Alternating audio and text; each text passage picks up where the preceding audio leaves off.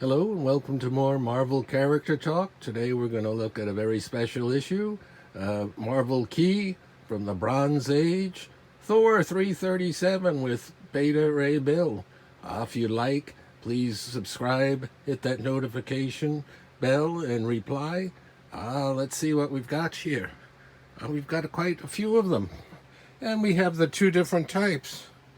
We've got the regular newsstand with old Spidey right there, and then got quite a bit of the ones with the UPC on there, or as they say, the newsstand.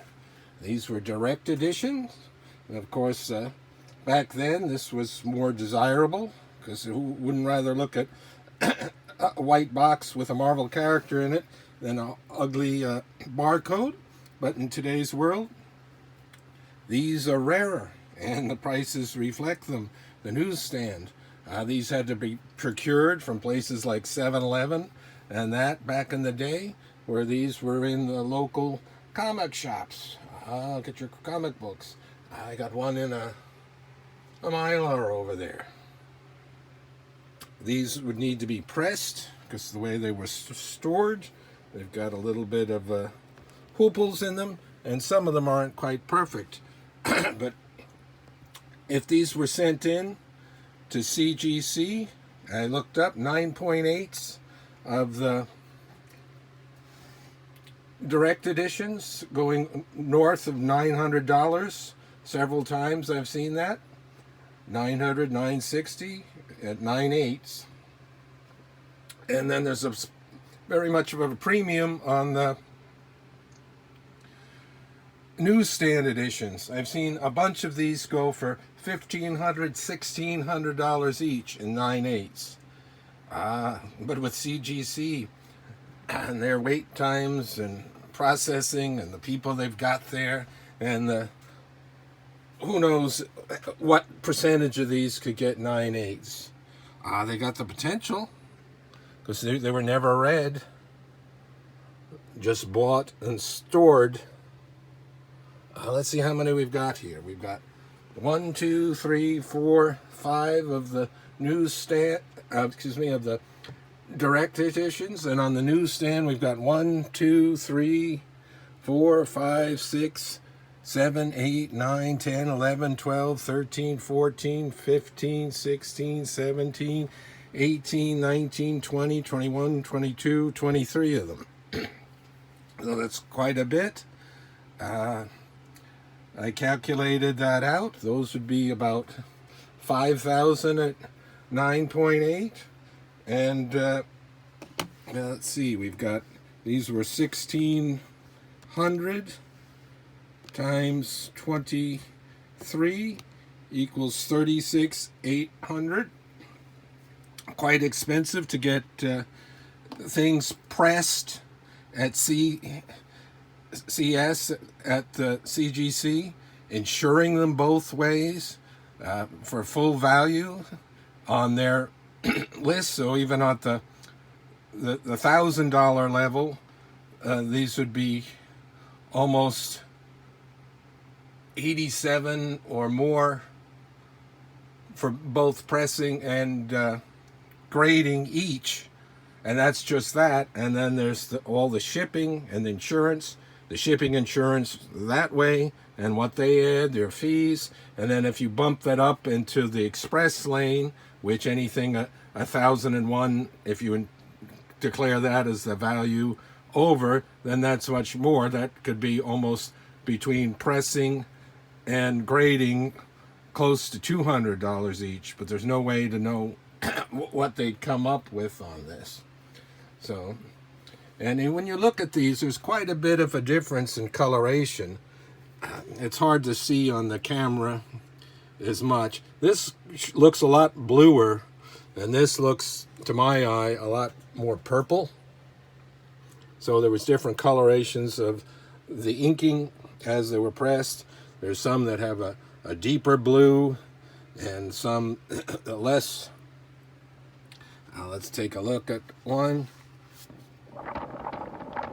That's how you know a comic is minty fresh, as they say. It's got that waggle like a piece of metal that makes a noise. What do they look like on the inside? It's always hard to say on these. I've got a lot of comics from this time, and these don't look Snow White. I don't remember them being super white to begin with, so I don't know if this just aged in the being stored or what. So I don't know what they call that. Off-white, whatever. And you can see how the printing, you know, it has all kinds of stuff on it. But that's how they were made, manufactured. There's the date, November cover date, 83. So these were on sale July, August of 83, the summer of 83. Who remembers that back that far? So you could go get a Slurpee, go to the newsstand, the spinner rack there, and see if you can find some of these. One of them I had looked at a little bit damaged, because you know how they take these and jam them in. So it's very hard to get very good ones, especially if they were on the rack for a fair amount of time. People pulling them in, pulling them out. Yeah, you can see how this was stored. See how it's got a, I guess pressing can take that out. I wish I knew how to press myself, get a machine myself. And of course, look at all the borders, like this one. I mean, that's just natural, they made it. This one's very close to the edge. And look at that. They say, oh, they might say, oh, that's a problem. But that's the way it's printed. That's something that was in the manufacturing, those streaks. So it's all very nerve-wracking. And of course, I wouldn't send these in all in one batch, because A, that would be too expensive, and B, I wouldn't want to trust it all in a package. And then I wonder if you send in multiples of one issue, if they kind of hold it against you or not. Who knows? So this was a key. You can still pick these up raw for a reasonable amount. And there's plenty of newsstands to go around, as you can see. They just haven't shown up as much. Of course, this was 83, so the comic store directs was each year it would start to shift more and more the sales this way. So things in the late 80s and then in the 90s, then it would be very hard to find the newsstand. Beta Ray Bill, will we get him in the MCU as a full-blown character, played by or voiced by a major actor, and would it be ongoing? People have been wanting that.